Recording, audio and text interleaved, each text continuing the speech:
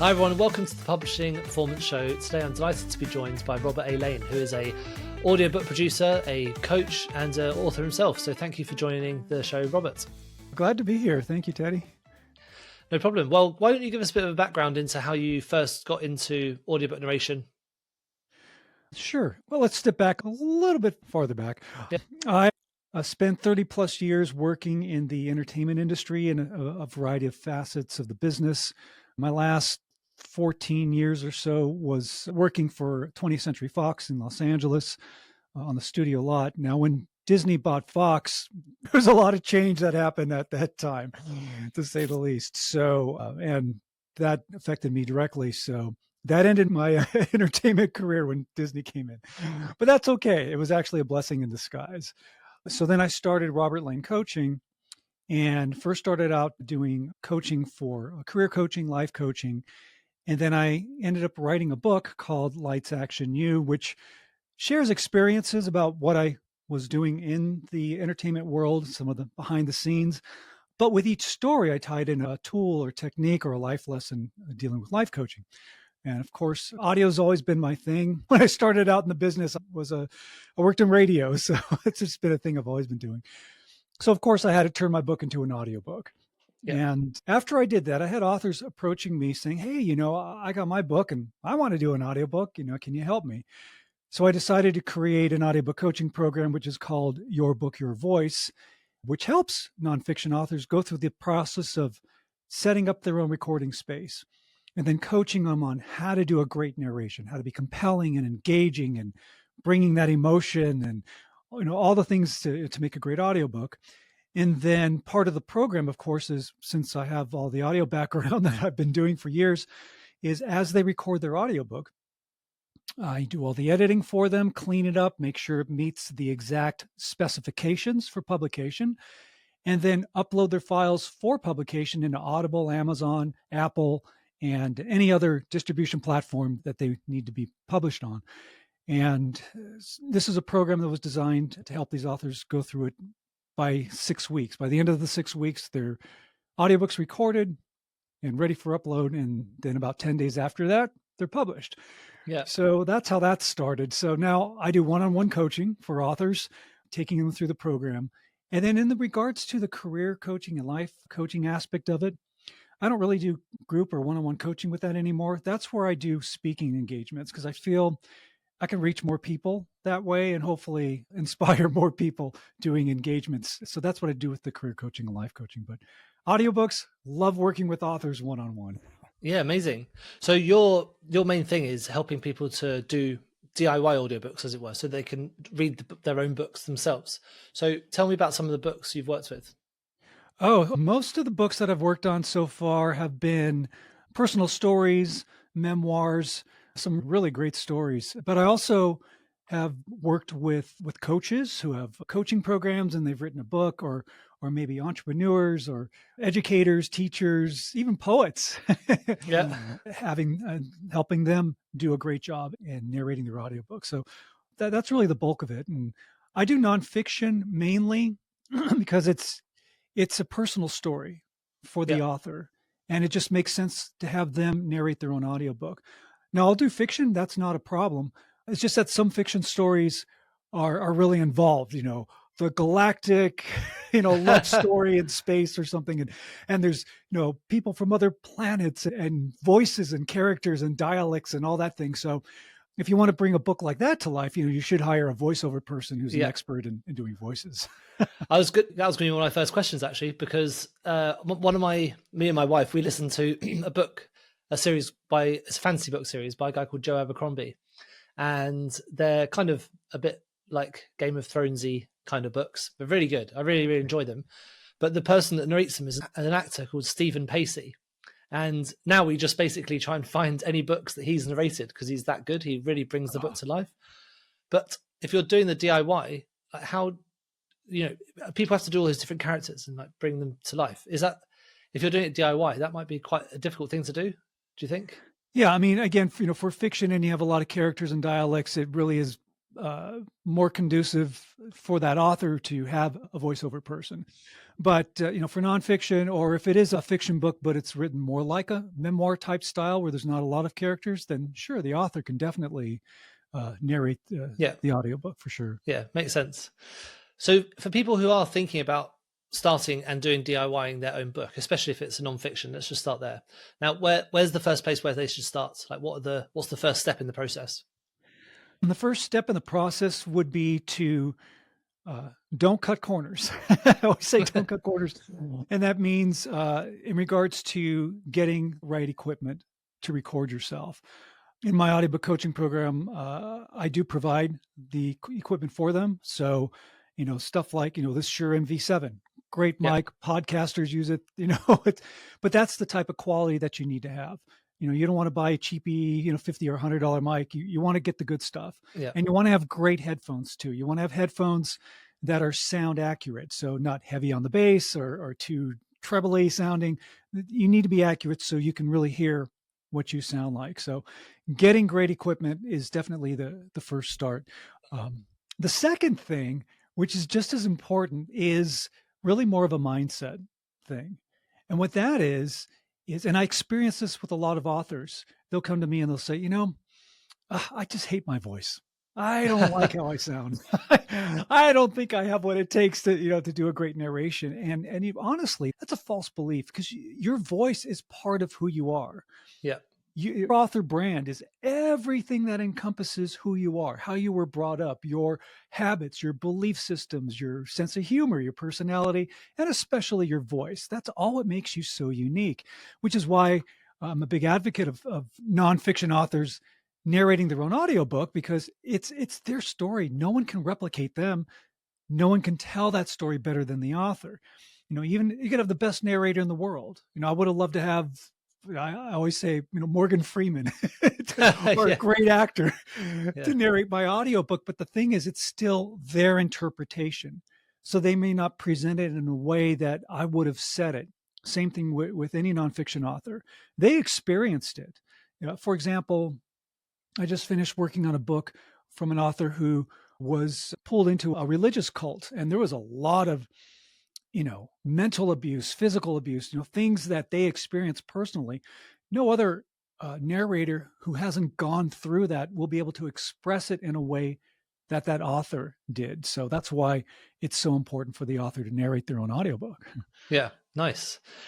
Now, how long does it usually take to narrate an audiobook if you're doing it yourself? So say, for example, the book is 80,000 words, just as a typical sort of nonfiction type book. The program that I teach is designed for 6 weeks. So setup and preparation, narration, all the editing, all the files, audio files are ready for publication by the end of the 6 weeks.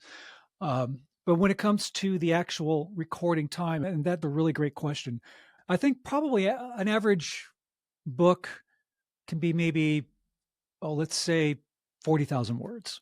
Yeah. So if you have a 40,000 word book, you can narrate in an hour roughly about 9,300 words. So if you take that 40,000, divide it by 9,300, you get about 4.3 hours worth of actual time that you've recorded. Now, when you're recording your audiobook, I tell authors, you got to at least double that time, because you have to, you're going to have off days. You're going to make mistakes. You're going to feel like, I don't feel like doing it today. It happens. And that's natural. It's part of the process. That's totally okay. So for a 40,000 word book, give yourself 9 hours, let's say, to record. And that's, again, just an estimate of time, but that gives you an idea of the actual recording time. Now, do it in 6 weeks, because I don't want to rush the author. I don't want them to feel pressured. And the beauty about recording an audiobook is that it is done in sections. You don't have to sit there and just read the whole thing, because that's not the way to do it. And you're going to get tired, you're going to get fatigued, and your voice is not going to sound so good. So we do it in sections, and it's just a lot easier that way. Yeah, of course. So past that 6 weeks process you're talking about, I guess some of the first parts are helping you practice finding your voice and your speaking style a little bit. So for nonfiction authors, maybe they're not used to speaking to a microphone or speaking, maybe they haven't done any public speaking at all before. what are some tips you can give people to help them to, firstly, stay sounding authentic, but still sound engaging when they're doing something brand new like this? No, that's a great question. Well, the first thing again is confidence. Like I say, mindset. Matter of fact, one of the first lessons I go through with the authors is a mindset lesson. And that's really just be focused, get yourself grounded, be in the present moment. You can't worry about the past, can't worry about the future. But the most important thing is just love and embrace this wonderful sound that comes out of your body. You just love your voice, because that, again, is part of who you are.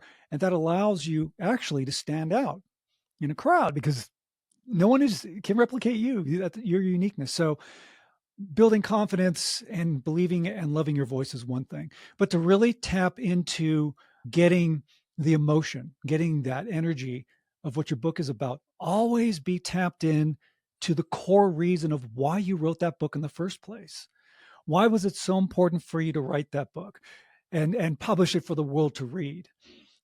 There's obviously a very important reason to share your story. So you always want to be tapped into that, because that comes through in your delivery when you're doing your narration.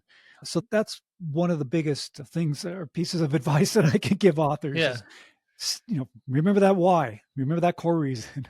Yeah. Do you work with any people to change their voice in any way at all? Because I know you say, okay, you've got to keep your natural voice, it's part of you. But the reason I was asking, I was just talking about chatting to you with my wife earlier today, and she reminded me of Margaret Thatcher when she changed her voice to try and sound a bit more masculine in a masculine dominated world and get a bit lower. Do you ever work with people to make any changes at all to their voice that they need to do, or is it just keep it natural? I believe keeping it natural is key, because honestly, authenticity is a crucial part of who you are. And that's what you want to present. You want to be your true, authentic self. Because if you try to sound like somebody else, if you try to act like somebody else, that's not who you are. And it's a misrepresentation of your author brand. The other thing is, you've written this book. Your voice, technically, is in your written word already. Your style is in your personality, is already in your written word. You're just bringing it to life when you do your narration. So you want to be your true, authentic self. Yeah, of course. Now, when you're preparing to read out the manuscript into the microphone, is there any particular format that you find works better, or is it generally just a case of just reading the book that you've made? I highly advise authors just to do it in linear fashion, to start from the beginning and go through each chapter at a time and practice, just like with, if you're a guitarist or a singer or an athlete, you should practice. You need to practice. So if, let's say I'm going to record chapter 3 today. Okay, great. Go over it. Refamiliarize yourself with that. Maybe read through it until you feel comfortable, because you want to get into your mental zone before you hit that record button, and then hit the record button. So that's really the best way, is just practice. Now, once that narration is complete, where are the typical places where you find people should be uploading them? Because obviously you want to get them on Amazon if you can. So I'm guessing you would use something like ACX, but are there any other platforms that you use to get that book in front of as many people as possible? Right. So the first thing that I do with any author is that we have a meeting first. I always talk to every author before enrolling anybody, for a couple of reasons. One is, I want to find out more about their book. I want to know what their marketing goals and what their strategies are. What do they want to do with their book and their audiobook? Maybe just being on Audible, Amazon, and Apple is all they need, because that's where their audience is. Then great. Then we just go with ACX, be exclusive with them, and it's a done deal. Now, if they want to be on other distribution platforms, because there's at least another 40 other platforms that are out there, that's fine. So then we'll talk about that, and if it works for them, then I still highly recommend that they still get on Audible, Amazon, and Apple, because most people do go there, especially Audible. But maybe you want to be on Barnes and Noble, or maybe in libraries, or maybe, there's just a whole ton of other distribution platforms. Then we'll look at other distributors like Authors Republic, and then have them get their book uploaded to Authors Republic. and then they can go ahead and distribute to all the other distribution platforms. Hmm. But it really depends on what the author wants to do. And I recommend that you just don't put yourself anywhere and everywhere just because. Like, you should have a strategy, because Mhm. sometimes just throwing it out there and just seeing what sticks isn't such a great marketing plan, because Yeah. maybe that be confusing for people. Where do I find you? What? When you can just say, grab my book on Amazon. Mhm. You can get my audiobook on Audible. It's real simple, direct, and people know exactly where to go. Yeah. So it depends. But we have this conversation beforehand just so that I know what it is that they want to do. The other thing that I wanted to say in regards to having a meeting before I enroll anybody is that we're going to be working together. And I want to make sure that the author resonates with me. I resonate with the author, because this is a business relationship and I want them to feel comfortable. And I'm not a big fan of big landing pages where you scroll, give me your credit card. There's no personal interaction or anything. So, I feel it's just really important to have that human interaction. Yeah. Yeah, of course. When you're uploading your books to places like ACX and stuff like that, are there any restrictions on the types of books you can put up? Just so, for example, I work a lot of Amazon ads, and there are restrictions on some things you can advertise. Like, you can't really advertise gambling books or anything that is too sexy. So are there any restrictions on the type of books you can DIY and upload to Audible, or is it just you can do whatever you want? Yeah, there are some restrictions. Obviously, if it's filled with hate and maybe if you're a Nazi lover or something, or just something really crazy, and just, well, first of all, I won't do the book because Yeah, no. that's against my standards. But it might not be it might not be that controversial, the book. Like, for example, I worked with someone who is a professional poker player, and he's written a book about how to get good at poker. It's not particularly a controversial book. It's just Amazon doesn't allow you to advertise it because it's gambling. So are there any Yeah, restrictions like that about the books? I don't mean it's like, is it Mein Kampf? I mean, right, yeah. I mean, it could be like a gray area. It could be a book right. that's about sex work, or it could be a particularly like erotic book. Maybe. So, are there any restrictions like that you know of? I think there is a fine line, and you're right. There is a gray area. If I feel that the content, it's not, offensive Yeah.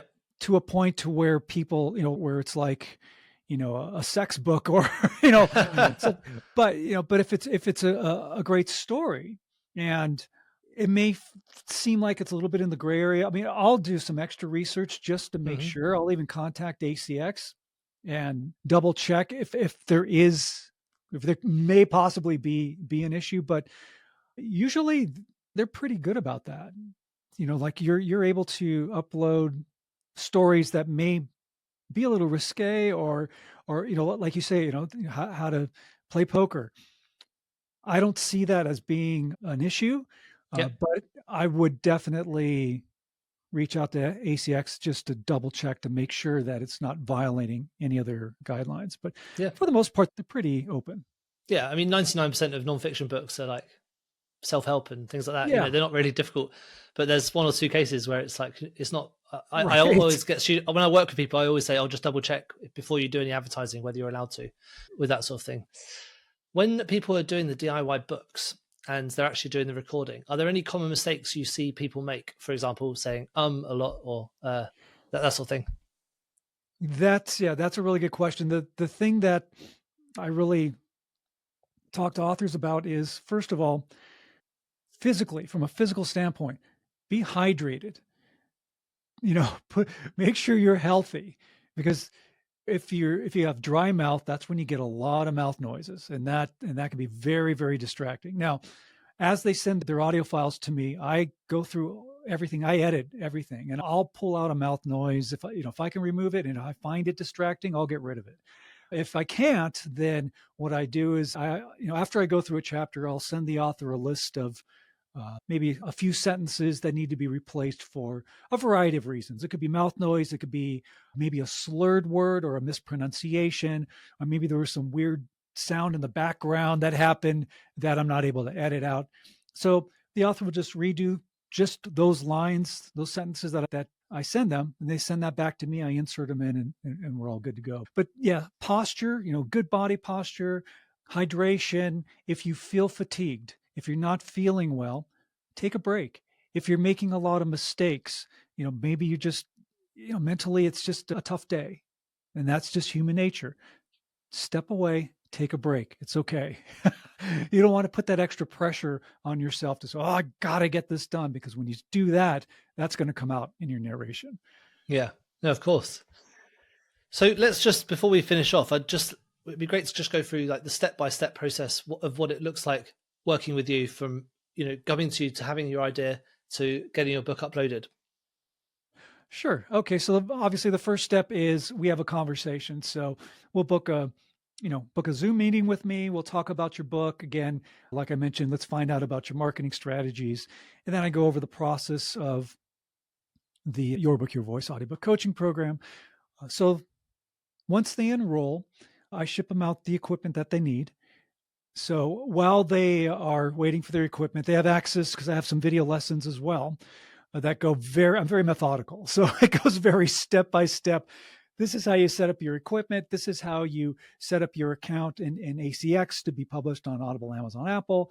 This is the file naming convention you need to know to name your files, and then there's also, again, mindset exercises as well. So there are a lot of videos that they can watch just to get familiar and be ready. So when their equipment arrives, they can just get it set up and they're good to go. So and I consider our first official meeting after they have their equipment.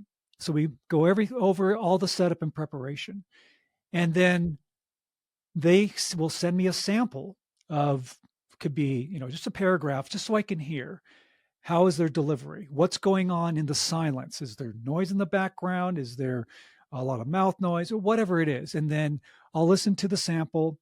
If there's things that need to be corrected or fixed, maybe their mic positioning is not good. Maybe they're too far away, or maybe they're too close.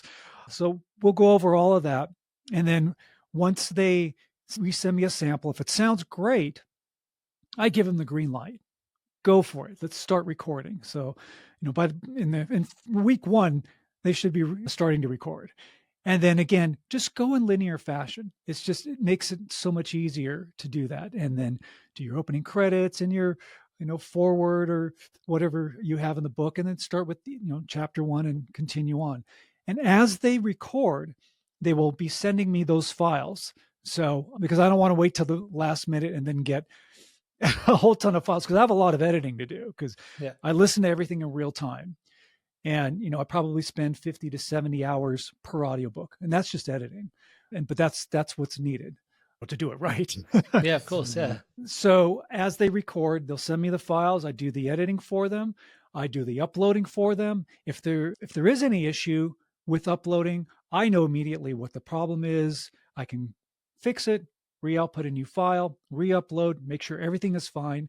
And then once I have those final mastered audio files, they all go back to the author, because it's theirs. They own everything 100%, of course.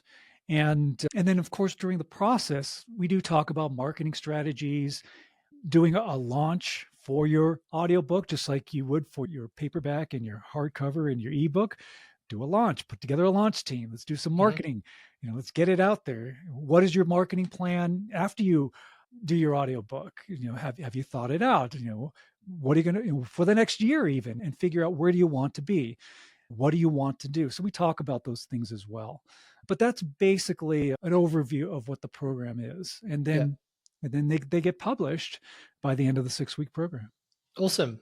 And you just mentioned about the launch process. What does that launch process look like? And is it different to launching a normal book? Do you have are there any things you need to particularly know, for example, about ACX or about launching a book on an audiobook versus a normal book? I think the launch process is pretty similar to launching a book. The only difference is that it's just a different format.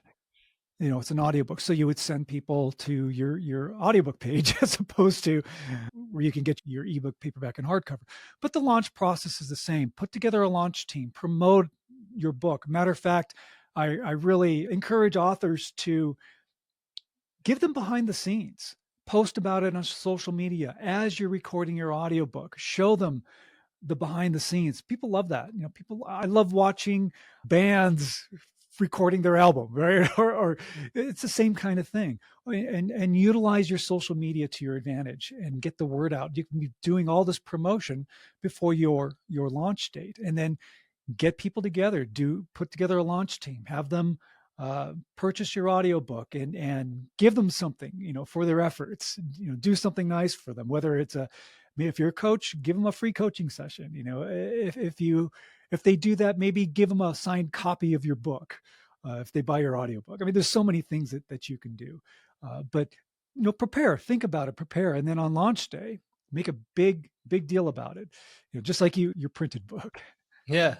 Amazing. That's such good advice. And it's really interesting to hear the step-by-step process for doing audiobook, because it is a bit different to writing a book. And I think it's probably quite daunting for a lot of people to do it DIY because they've got those hang-ups about their voice or not knowing whether they want to be speaking in public and all those sort of things. So it's great that you can work with someone to get help with that.